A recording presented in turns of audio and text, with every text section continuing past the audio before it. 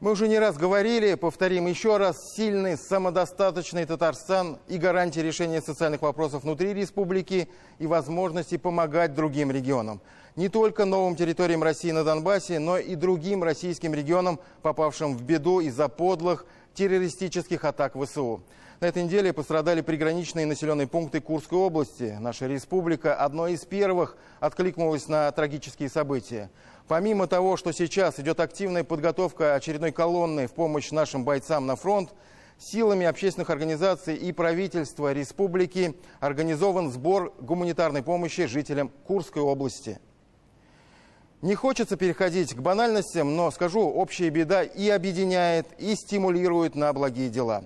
За годы конфликта на Донбассе сформировалось и развилось целое направление волонтерства, неравнодушных соотечественников, которые обеспечивают своих земляков на фронте всем необходимым.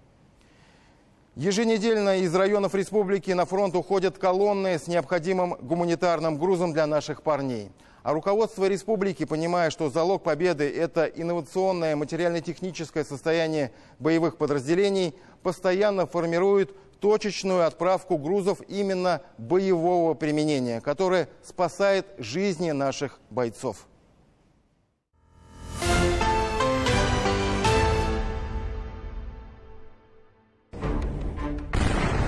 Своей беспомощностью власти Украины способны на все. Если в течение 2 лет на территории нашей страны они творили различные террористические акты, такие как взрыв Крымского моста, атака приграничных регионов России силами диверсионных групп, организация нападения на Крокус-Сити-Холл, то утром 6 августа преступная власть соседей, похоже, решила сыграть ва-банк. На территорию Курской области вторглись войска незалежалых. На фоне катастрофы на основном театре боевых действий противник пошел на отчаянный шаг в попытках дестабилизировать обстановку в нашей стране, навести панику и испугать население. Жителей ряда приграничных населенных пунктов пришлось эвакуировать. Среди мирных граждан есть, к сожалению, жертвы. На экстренном совещании правительства Владимир Путин дал свою оценку действиям украинцев. Как известно, киевский режим предпринял очередную масштабную провокацию, ведет неизбирательную стрельбу из разных видов оружия, в том числе ракетного, по гражданским зданиям, жилым домам, машинам скорой помощи. Президент также поручил главам регионов мобилизоваться в помощи жителям Курской области. Надеюсь, что и другие ваши коллеги из регионов Российской Федерации включатся и будут делать то, что в таких ситуациях мы делать должны все, а руководители регионов имеют возможность сделать больше, чем рядовые граждане. Так что очень рассчитываю на поддержку вашу и ваших коллег из регионов Российской Федерации. Наша республика в таких ситуациях никогда не остается в стороне. В этот же день правительство Татарстана включилось в работу. Общественные организации также организовали сбор гуманитарной помощи. Члены Молодой гвардии республики на своем сборном пункте только за полдня приняли около тонны необходимых для эвакуированных курян грузов. По большей части, конечно, несут продукты питания с длительным сроком хранения, да, всякие консервы, тушенка, макароны, гречка и так далее. Несут вещи для детей, это и одежда новая, да, для детей, это всякие пюрешки, питание для детей, подгузники. Молодые предприниматели из Казани Михаил Соболев и Рушан Хамидуллин помогают общественным организациям на постоянной основе. По их словам, невозможно пройти мимо беды наших сограждан в сложной ситуации. И вот такие вот добродушные и отзывчивые парни не единственные у нас в Казани. Это и личная инициатива, и, конечно же, и социальная роль бизнеса. Мы, как предприниматели, хотим остальным тоже показать, что мы должны вместе как бы скрепляться и поддерживать друг друга, поддерживать наши другие регионы, потому что без этой поддержки, в общем, нам будет сложно. В Татарстане вообще предприниматель ведется такая работа, и там смотришь соцсети, и другие предприниматели участвуют в таких акциях, поддерживают людей, которые оказались в трудных ситуациях. Планируется, что колонна гуманитарной помощи от имени правительства и неравнодушных граждан республики уйдет уже в эти дни.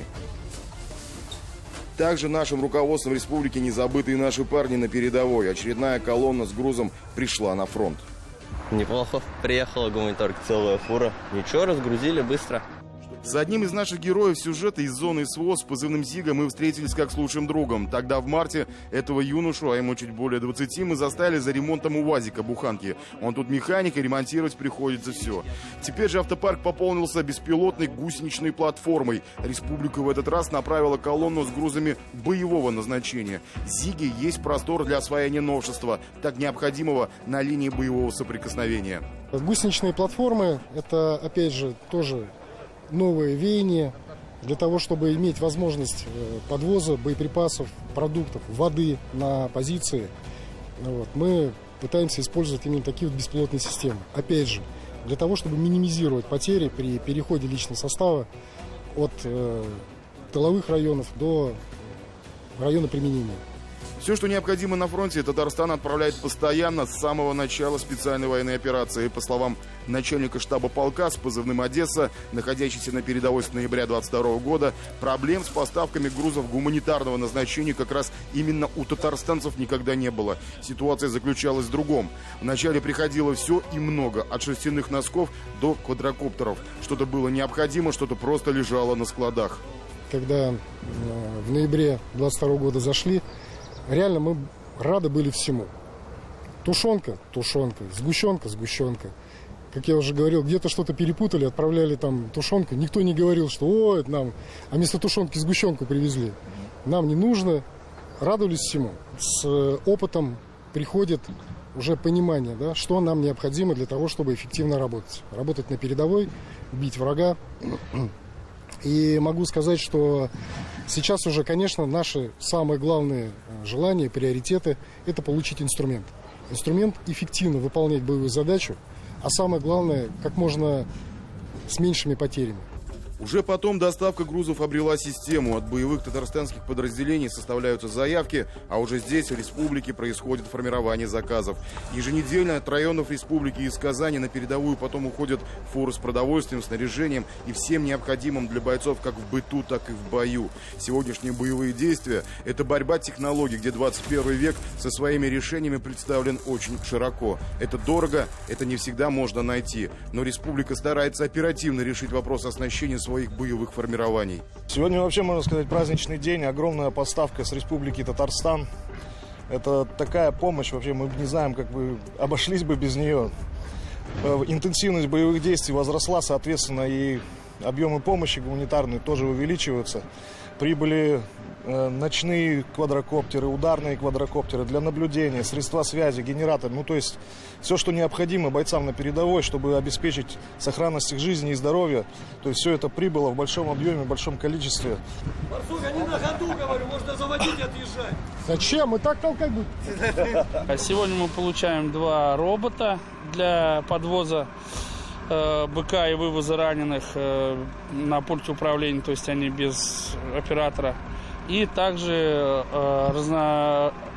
разнообразную технику в виде РЭП, БПЛА, защиты. Все то, что сейчас нужно именно там на передке для того, чтобы уже до конца очистить эти территории, с которыми наши исконно русские. Старшему радиотелефонисту с позывным «Пехота» в этот раз с малой родины прислали радиокомплект, имеющий свои преимущества. По его словам, этот груз очень ждали. Наш герой не озвучил основные характеристики этого оборудования, но то, что Татарстан нашел, купил и доставил его в краткие сроки, пехоту приятно удивило. Все необходимо, абсолютно все. Все это потихоньку, но приближает нас к победе.